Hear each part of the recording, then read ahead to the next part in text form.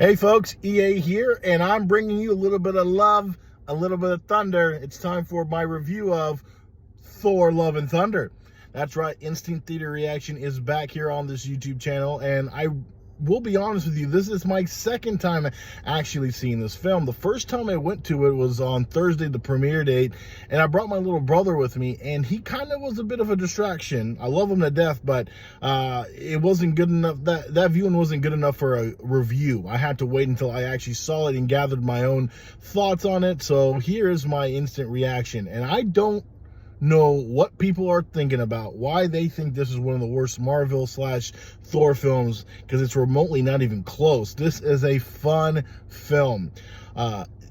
People are trying to say that they don't like the humor, or it didn't hit, and listen, I can see some of the criticism here, but to say that this film is one of the worst is really way off basis. This is a really good film, but I will say it does have flaws, and that's the thing we can debate about, what those flaws are and how much of the flaws were a major distraction for moviegoers. I don't think they were that much. I think this was a great popcorn flick that you can enjoy, take the family, and have fun with.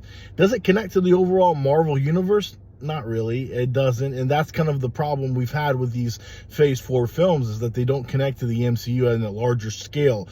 But maybe that's okay. Maybe the MCU is just trying to do their own thing right now, and Phase 4 is just a little bit different. But to this movie specifically, I think I enjoyed it mainly because of the emotional value that is brought with the characters, including Thor, Jane Foster, and Gore the God Butcher. Those three have the best emotional arcs throughout this film.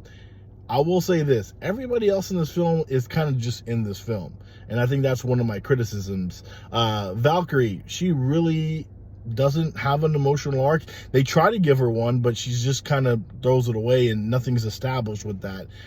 She's just a fun and supporting character. That's about it. Korg, again, comic relief. Guardians of the Galaxy, comic relief. If you thought those jokes were funny, they weren't funny in this film. If you want to criticize one thing, the Guardians of the Galaxy were heavily underused, and whatever we saw them in the 5 seconds they were in this movie, it was terrible. Sorry. Hopefully they do better with Mr. Gunn there, James Gunn, and Guardians of the Galaxy Volume 3 is a much better performance for them, because they were not great in this film. Again, the main three characters that really pop out in this film, again, are Thor, Jane Foster, and Gore the God Butcher. Let's start with Thor and Jane Foster. First of all, Thor does an incredible job in this film. Chris Hemsworth, I love you. I love you. I love you. First of all, back in shape. We see him back to rip Thor, and he does an incredible job in the action scenes. We know he's going to kick ass there. But I love his comedic timing. I love his emotional acting. We really get to see a lot more Thor build throughout, and his character arc continues to develop. And I really love the guy he's become since we first saw that first Thor film. And his chemistry with Natalie Portman is very on point. I do love their love story. I love that there's a scene in the film that really kind of gives you like a flashback between them, and it's stuff we've never seen before.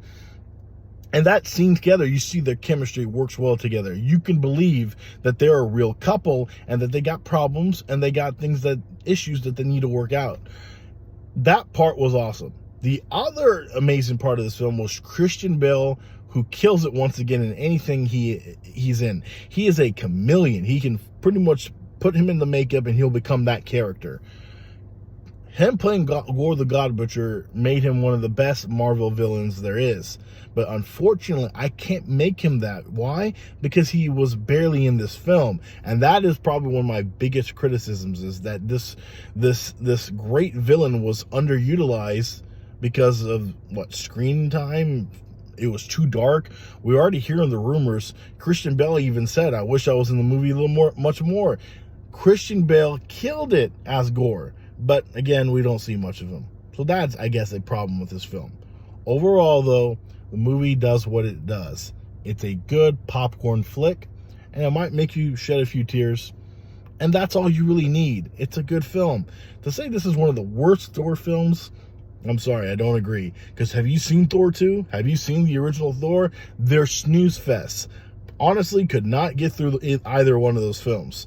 This one, maybe not as good as Ragnarok, but it's still a pretty damn good film. So I highly recommend it. So go see Thor Love and Thunder and tell me what you thought. Do you agree with me? Disagree with me? If you disagree with me, I really don't care. It's the movies. Go have fun. And we'll see you next time when the next blockbuster hits theaters for my instant theater reaction. EA out.